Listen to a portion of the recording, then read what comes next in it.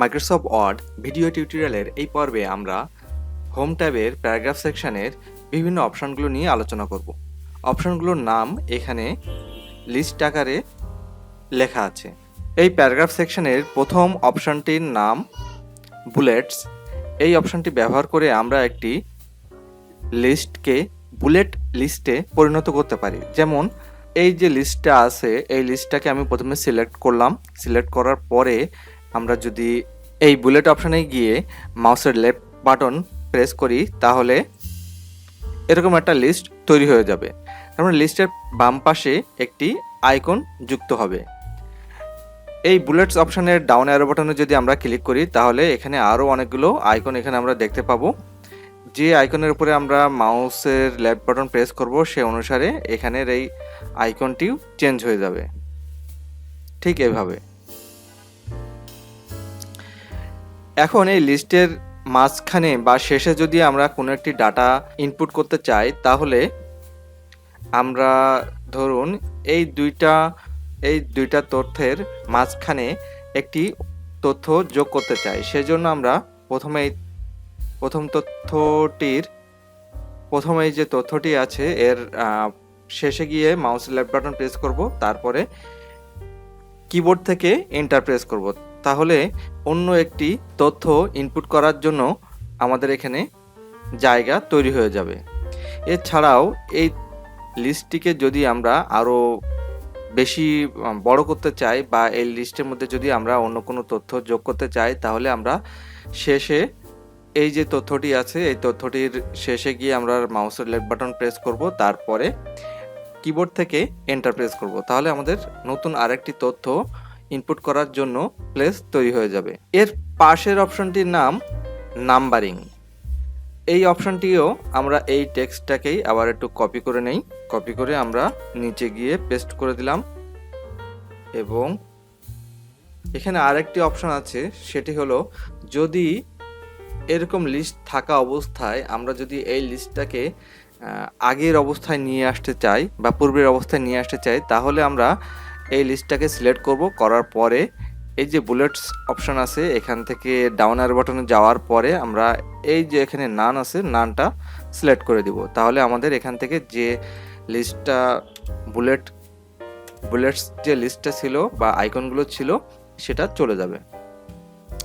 এখন বুলেটস এই লিস্টটার পাশে আছে নাম্বারিং লিস্ট। নাম্বারিং লিস্টও একই রকমভাবেই একটি লিস্ট তৈরি করবে, কিন্তু সেক্ষেত্রে আপনাদের 1 2 3 ABCD বা রোমান হরফগুলো এখানে আইকনের পরিবর্তে ব্যবহার করা হবে।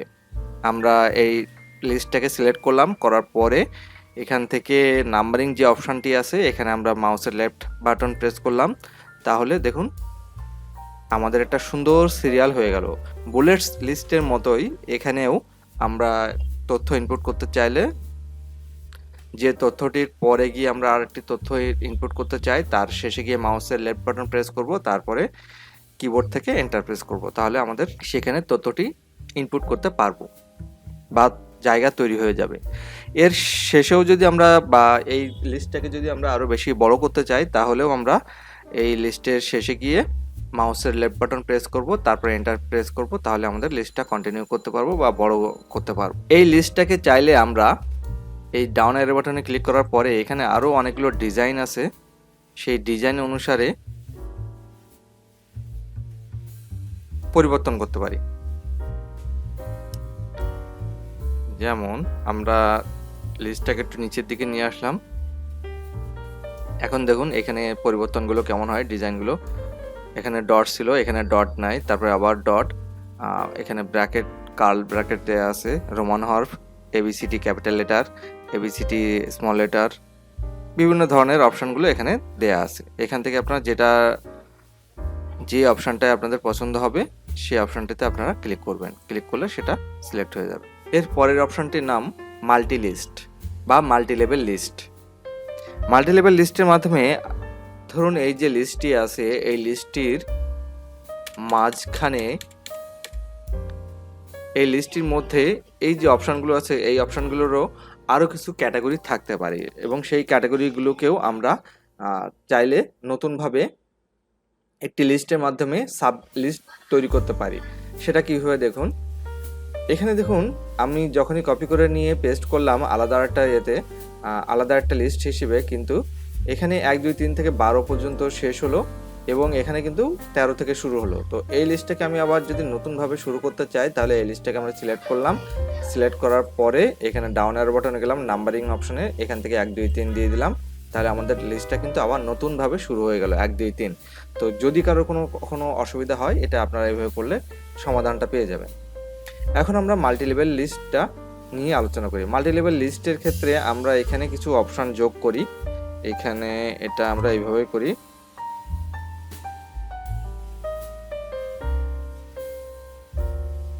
ধরুন এই অপশনটির মধ্যে এরকম আরো কিছু সাব ক্যাটাগরি আছে। তো এই অপশনটিকে আমরা কিভাবে আরেকটি অটোমেটিক কন্টিনিউ লিস্ট তৈরি করতে পারি বা মাল্টিলেভেল লিস্টে পরিণত করতে পারি, সেই জন্য আমরা এটাকে সিলেক্ট করলাম। করার পরে এখানে গেলাম, যাওয়ার পরে এখান থেকে এটা আমরা সিলেক্ট করে দিলাম এই অপশনটা। তাহলে আমাদের কিন্তু এখানে চলে আসলো। এখন আমরা এইখানে যে এই ডিজাইনটা আছে এই ডিজাইনটা আমরা একটু চেঞ্জ করে দিতে পারি। তার জন্য আমরা এটা সিলেক্ট করা থাকা অবস্থায় নাম্বারিং অপশনে গেলাম, যাওয়ার পরে এখান থেকে আমরা এই অপশনটা সিলেক্ট করে দিলাম। তাহলে দেখুন এটা নাম্বারিং করে দেওয়া আছে এবং এটা ক্যাপিটাল লেটারে দেওয়া আছে। এটা হলো মেইন ক্যাটাগরি, দেন এটা হলো সাব ক্যাটাগরি।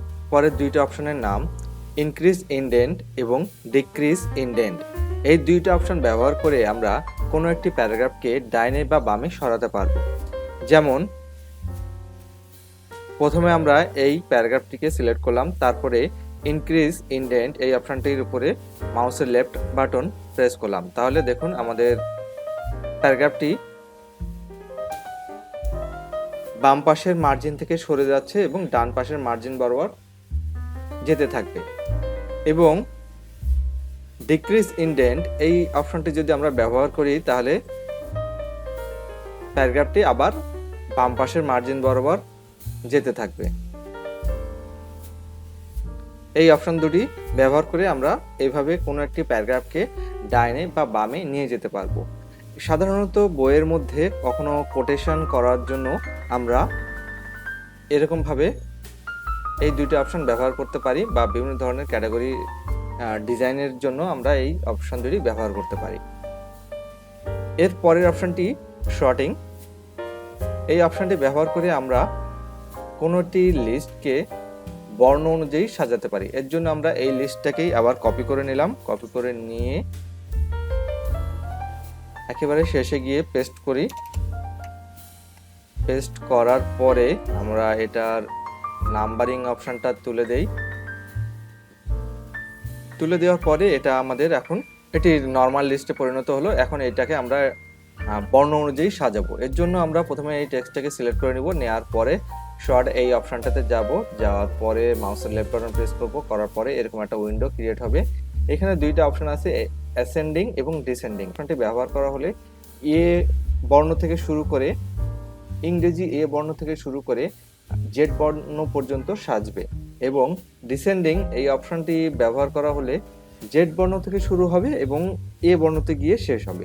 আমরা প্রথমেই অ্যাসেন্ডিং এই অপশনটিতে সিলেক্ট করলাম, করার পরে ওকে দিয়ে দিলাম। দেওয়ার পরে দেখুন আমাদের যে এলোমেলো লিস্টটা ছিল সেটা বর্ণ অনুযায়ী সুন্দরভাবে তৈরি হয়ে গেল। একইভাবে আমরা যদি আবার ডিসেন্ডিং অপশনটি ইউজ করি তাহলে জেড থেকে শুরু হবে। সেক্ষেত্রে আমাদের জেড বর্ণর কোনো শব্দ যেহেতু এখানে ছিল না, সর্বশেষ শব্দ ছিল এস বর্ণ দিয়ে, তো সেটাই চলে আসলো আগে। এরপরে যে অপশনটি আছে দ্বিতীয় লাইনের প্রথমে অ্যালাইন লেফট, এই অপশনটি ব্যবহার করা হলে কোনো একটি প্যারাগ্রাফ বাম পাশের মার্জিন বরাবর সমান থাকবে এবং ডান পাশে জিগজ্যাগ তৈরি হবে, এরকম ভাবে তৈরি হয়ে যাবে আর কি। এর পরের অপশনটি নাম সেন্টার। এই অপশনটি ব্যবহার করে সাধারণত আমরা কোনো একটি টেক্সটকে মাঝখান বরাবর বা একেবারে মিডিল বরাবর নিয়ে আসতে পারবো। সাধারণত হেডিং এর ক্ষেত্রে আমরা এই অপশনটি ব্যবহার করে ভালো ফলাফল পেতে পারি। যেমন এই হেডিংটা বাম পাশে আছে, আমরা এটাকে যদি আমরা মাঝখান বরাবর আনতে চাই তাহলে এটাকে সিলেক্ট করলাম, তারপরে সেন্টার দিয়ে দিলাম, তাহলে এটা মাঝখান বরাবর চলে আসলো। এর পরের অপশনটি অ্যালাইন রাইট। এই অপশনটি ব্যবহার করা হলে কোনো একটি টেক্সট ডান পাশের মার্জিন বরাবর সমান্তরালভাবে থাকবে, যেমন এটা, এবং বাম পাশে মার্জিন বরাবর একটি জিগজ্যাগ তৈরি হবে, এই যে যেমন এটা। এর পরের অপশনটি, আমরা টেক্সটটাকে আগে একটু কপি করে নেই। এর পরের অপশনটির নাম জাস্টিফাই। জাস্টিফাই এই অপশনটি ব্যবহার করা হলে টেক্সট বা প্যারাগ্রাফের দুই পাশেই মার্জিন বরাবর সমান্তরালভাবে থাকবে।